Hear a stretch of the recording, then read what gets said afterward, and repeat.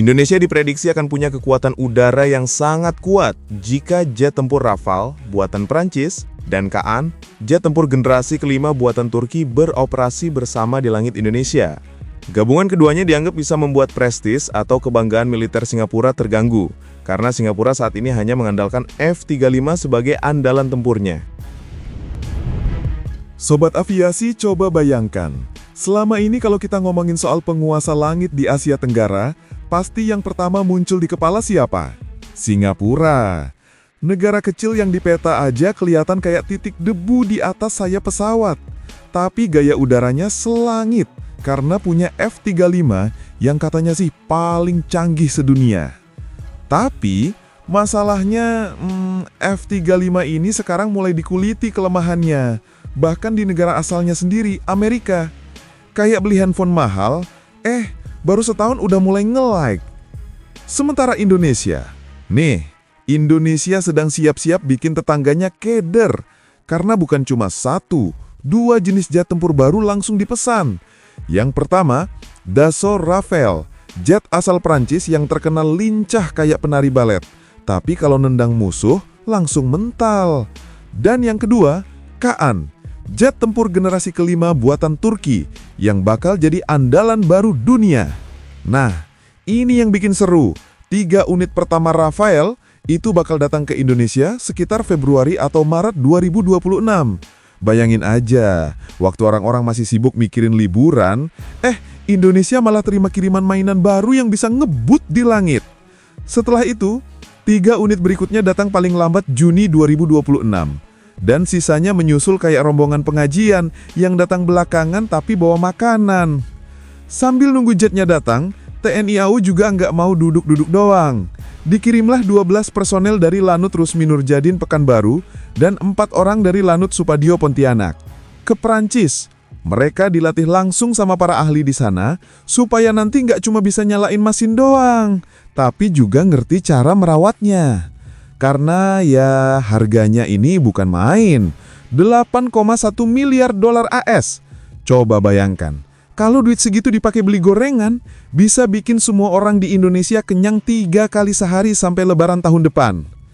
Komandan Lanut Rusmi Nurjadin Marsma TNI Abdul Haris bahkan bilang, ini bukan cuma kebanggaan, tapi tanggung jawab besar. Jadi jangan bayangkan mereka latihan kayak main PS5 ya. Ini serius. Biar pas Rafale datang nanti, langsung bisa dipakai maksimal buat pertahanan udara kita. Dan ternyata Indonesia masih belum puas. Pas Presiden Prancis Emmanuel Macron main ke Jakarta bulan Mei 2025, Kemhan RI langsung nambah pesanan Rafale lagi lewat penandatanganan Letter of Intent. Strategi ini juga buat dapetin transfer teknologi atau TOT dari pabrik pembuatnya, Dassault Aviation. Nah, kalau yang satu ini bikin Singapura mulai keringetan dingin nih, karena Indonesia juga resmi memborong 48 unit Kaan, jet generasi kelima dari Turki. Ini bukan cuma beli doang, tapi juga ada benefit TOT buat PT Dirgantara Indonesia dan PT Republik Aero Dirgantara. Artinya sebagian jet-jet ini akan dirakit langsung di tanah air. Jadi nanti bukan cuma punya, tapi juga bisa bikin. Wah, dari negara pengimpor, pelan-pelan jadi negara pembuat. Ini baru keren.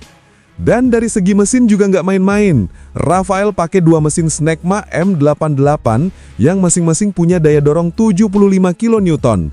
Itu kalau diumpamakan kayak 2 harimau dorong beca, becanya bisa terbang. Sementara Kaan nanti akan pakai mesin TF3500 buatan Thai Turki yang tenaganya 35.000 pon. Buat perbandingan aja, mesin F-35 Singapura yang katanya paling canggih itu malah tertinggal. Padahal harganya bikin dompet pengadaan bolong-bolong. Yang lebih bikin melongo lagi, F-35 bahkan pernah dikalahkan Rafale dalam latihan NATO di Finlandia, Juni 2025 lalu. Jadi kalau ada yang masih bilang F-35 itu nggak terkalahkan, kenyataannya udah kebanting duluan. Dan bukan cuma cepat, kuat, dan canggih. Jet-jet baru ini juga bakal dipersenjatai lebih sadis lagi. Rafale nanti bisa bawa rudal ASN-4G berbasis nuklir. Juga ada ESMPA yang nggak kalah mengerikan. Sementara Kaan akan dibekali rudal udara ke udara Gokdogan dan rudal jelajah SOM-J yang bisa menghantam sasaran jauh dari balik radar musuh. Bayangkan, semua ini bikin TNI AU bisa punya kekuatan ISR, intelijen, pengintaian, pengawasan yang selama ini susah diwujudkan dengan armada lama kita. Nah, sekarang bayangkan efek dominonya. Begitu Dassault Rafale dan Kaan sudah mendarat manis di hanggar TNI AU, peta kekuatan udara Asia Tenggara bisa langsung goyang. Singapura yang selama ini duduk nyaman di kursi Raja Langit, bisa-bisa mulai geser duduknya dikit-dikit kayak orang kebelet mau ngomong, tapi malu ngomong. Soalnya, selama ini mereka mengandalkan F-15 yang katanya siluman. Tapi silumannya belakangan ini lebih sering hilang dari performa aslinya. Sementara Indonesia, kalau rencana ini sukses, bakal punya 2 armada tempur dari 2 benua berbeda. Yang satunya jagoan di kecepatan dan kelincahan. Yang satunya lagi, calon monster udara generasi kelima. Dan jangan lupa, dua-duanya bukan cuma buat gaya doang, tapi juga disertai pelatihan, fasilitas, teknologi, sampai know-how-nya sekalian. Artinya, kita bukan cuma jadi pengguna, tapi pelan-pelan jadi pembuat pesawat. Bayangin nanti anak-anak muda lulusan teknik penerbangan yang dulu cuma bisa ngerakit pesawat dari stik es krim, tiba-tiba udah pegang obeng di samping jet tempur beneran. Itu bukan cuma mimpi, tapi sudah ada jalurnya mulai dari sekarang. Belum lagi bicara soal efek psikologisnya. Bayangin negara-negara tetangga kayak Malaysia, Thailand, Filipina, yang selama ini biasa aja kalau lihat pesawat kita lewat.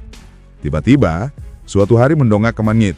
Terus, yang muncul bukan F-16 tua, tapi Rafale yang kinclong, dibarengi Kaan yang siluetnya kayak pesawat masa depan dari film sci-fi.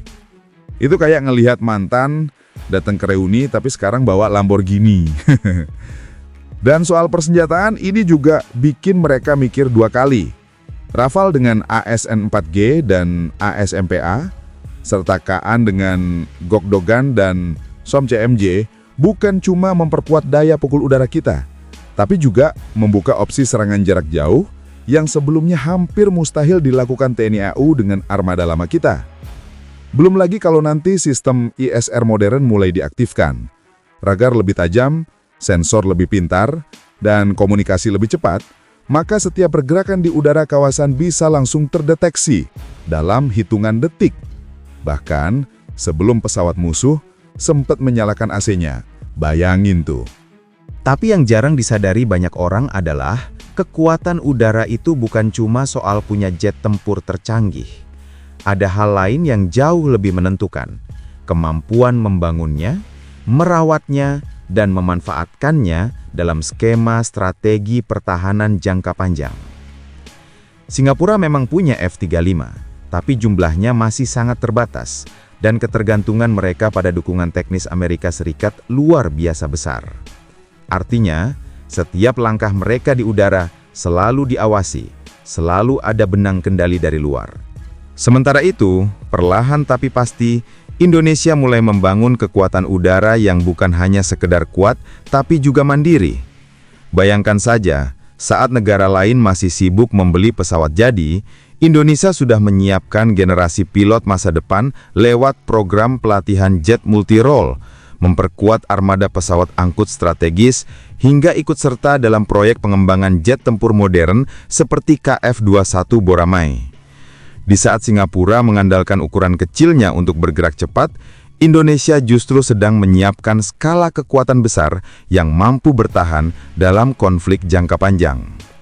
Dan bukan cuma itu, Indonesia juga mulai memikirkan ekosistem pendukungnya, hanggar modern, radar jarak jauh, pusat perawatan mesin jet, hingga sistem pertahanan udara berlapis yang menjangkau ribuan kilometer wilayah udara.